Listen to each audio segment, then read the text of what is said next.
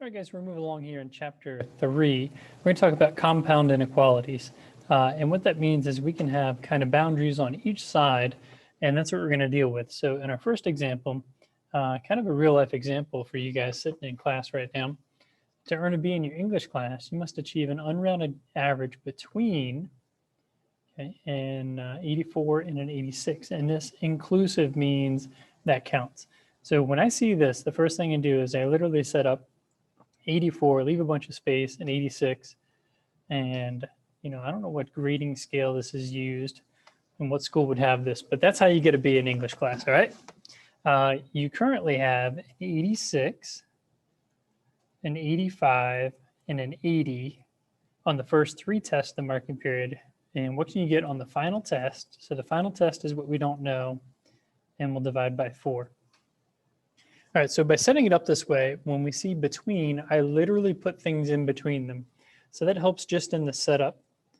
So what I'm going to do is find out what's going on here with our equation in the middle. So first thing I'm going to do is figure out what this is. So this whole thing turns into x plus 251.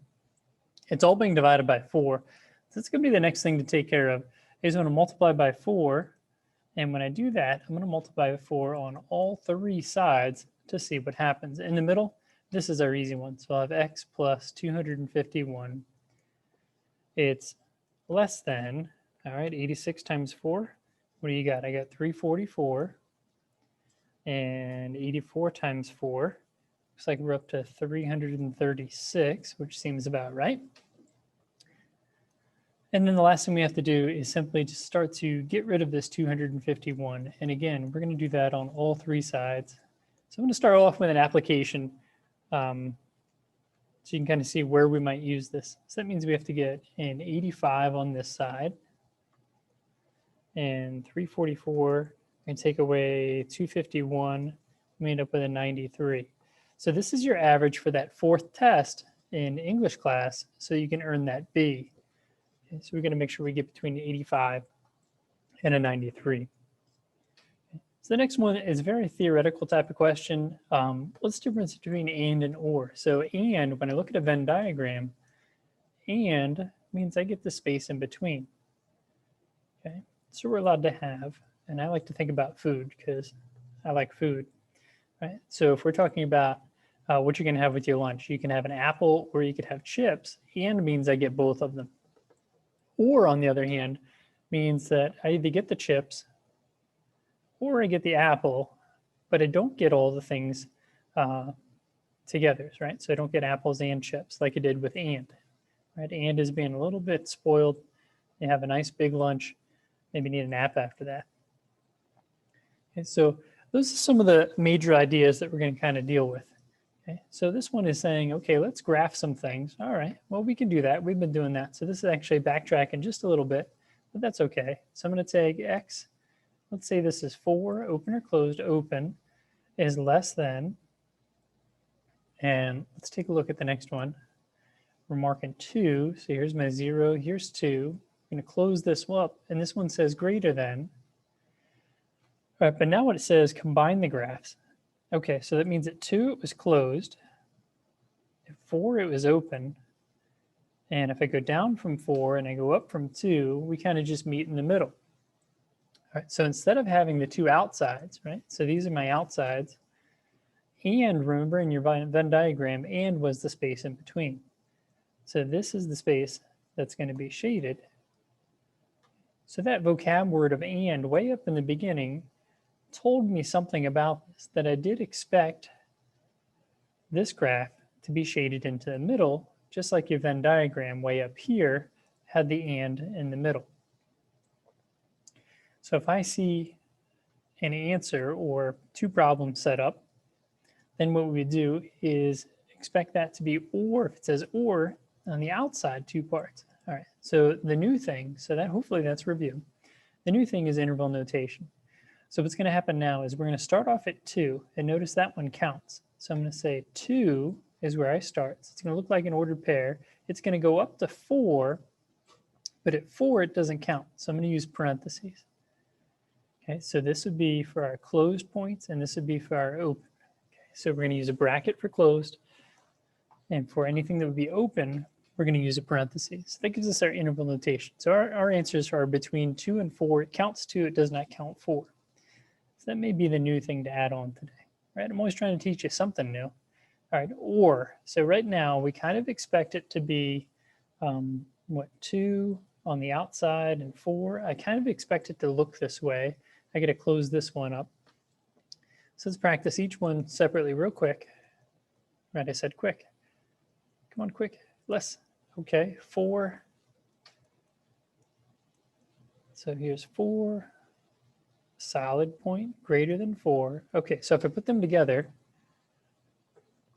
let's see, let's shrink that a little bit. At 2, it was open and went this way. At 4, it was closed and went this way. Oh boy, okay. So or, remember that was an apple or chips, right, your Venn diagram. Now your interval notation for this one, it's gonna be a little bit more work, okay? But you're okay, you can do that. So what happens is this 2, right, it doesn't count and it goes off to infinity, which I can't actually get to infinity, so we don't have that. And then it's a little bit early because I also have this 4, but it does count and it goes off to infinity. Oh, wait, you can't both go to infinity. Oh, 2 went off to negative infinity. Silly me. Okay. Now a little bit early, but both of these parts actually make up the answer. So what we're going to do is make a union of these. So we'll just put a U in between them. All right, so which inequalities describe the graph? All right, so a couple things that I want to notice right away is they're both open. So when I go down here, I see that C has things closed and D has things closed because they have these equal to parts. So that's definitely not the answer. All right, for y, we want to be less than -1, and y wants to be greater than -3. Less than -1, greater than negative. That looks pretty good. Okay, do I want to be greater than -3 and less than? Okay, so that one looks good as well. But the fact that it's shaded in between, so this is actually a vocab question. Is that an and? Is that an and or an or? And if it's in between, that means it's an and.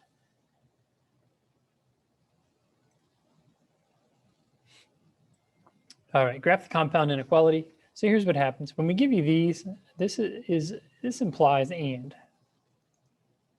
All right, so we're going to look at it in 2 separate parts. The left-hand side, so m is greater than 6. So open and going to be greater than 6. M is less than 8, another open and going to be less than. So we end up getting that space in between, which does work because we thought it should be an and it is. All right, what's the interval? 6 to 8. They're both open, so they both get parentheses. So our interval notation looks just like an ordered pair. Oh, I had a space for that down below. That's all right. We got to it. All right, which one is equivalent? Okay, so they're all written to imply an and, so that's a good thing. But here's the thing. Some of these things are all switched around. So this is what we've been talking about. In particular, the x is already the way we want it to be. So which one, and that equals 2 should be over here. X is greater than or equal to. All right, so that means A is no good, right, because that's no good. C is no good. And so we have 2 choices left. But here's what happens. When we start looking at the other one, and I want to be very, very direct with this, right? It opens up to that -5. So I'm looking at my last 2 options. Which one opens up to the -5? Well, that's going to be B right here. Okay. Some students like to see that it's pointing at the X. That's fine. Remember, this is what we talked about as we flip the answer around, what's going to happen with it. So that means we're going to go from -5 to 1. Right? 1 had the equals 2, so remember that gets a bracket. 5 does not, so it gets a parenthesis. So that's our interval notation. So what can we do with this? All right, now instead of giving you the answers and ask you to graph, do those little things, we have the idea of and or. We're just going to solve. Right? And I've seen a lot of your solving so far this year, so I know you can do all this stuff. All right, so divide by 2, x is less than -3. So I'm going to find -3, open circle, less than. Let's do this. X is greater than or equal to 4. Greater than or equal to 4. wait a minute, this thing said and. So what's going on? Here's the bottom line. If and produces an or graph, they don't intersect, right?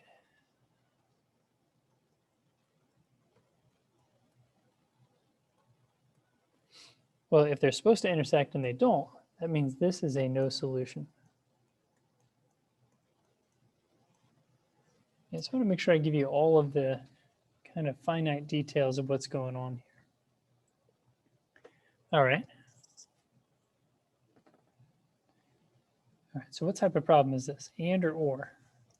This is an and, right? Because it's written in one big line. This is a compound inequality. And all we're going to do is one step at a time, but just like the warm-up, we're going to do that to all three sides at the same time. So 3 plus 1 is 4, less than, just less than, 2x less than 10, divided by 2 on all three sides. So 2 is less than x, which is less than or equal to 5. So I'm going to mark 2 with an open, 5 with a closed. Less than 5, and x is greater than 2.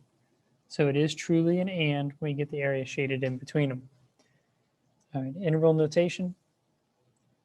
2 gets a parenthesis because it's an open circle. 5 gets a bracket.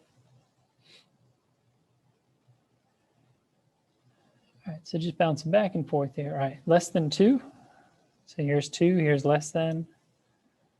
And let's grab greater than 4 or equal to. So make that a nice solid point.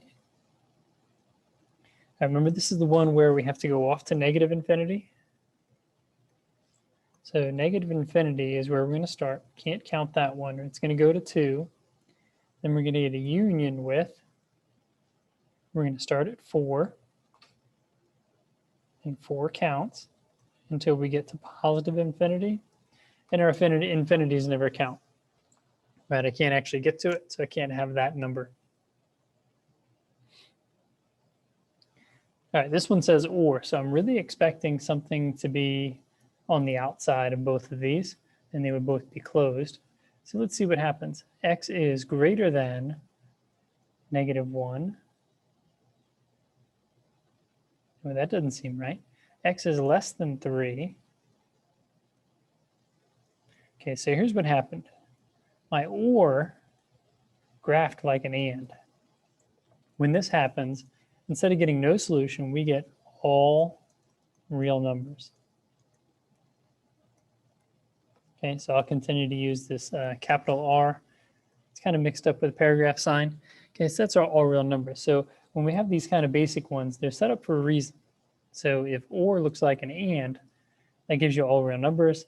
But if your and never intersects and it looks like an or, that's your no solution. All right, a graph can be no solution. Yeah, we just talked about it. Okay, so which way was it? Which one was the no solution?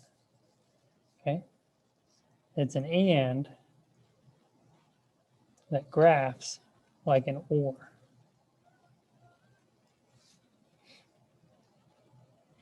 Let's take a couple of looks at some multiple choice here.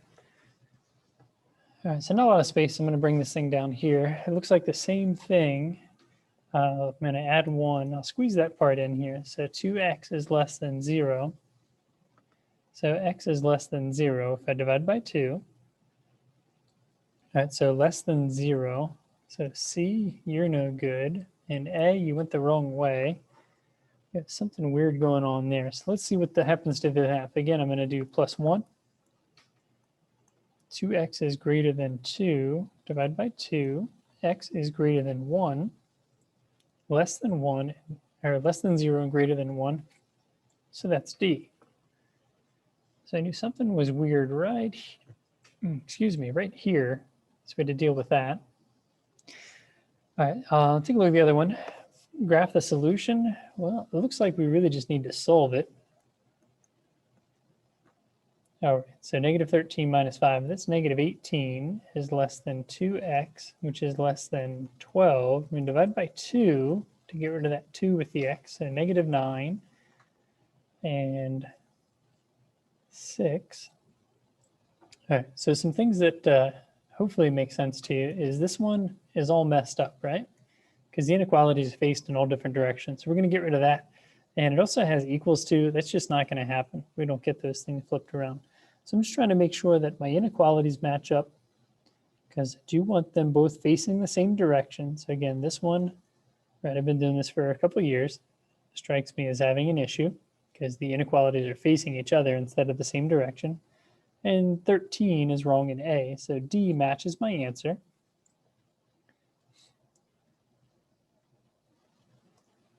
All right, so that's where we're at. Okay, guys, so keep at it. Keep in mind that in none of these did we have to divide by a negative to flip the inequality, but we've been doing that for a few days, so we should be okay with that concept as well.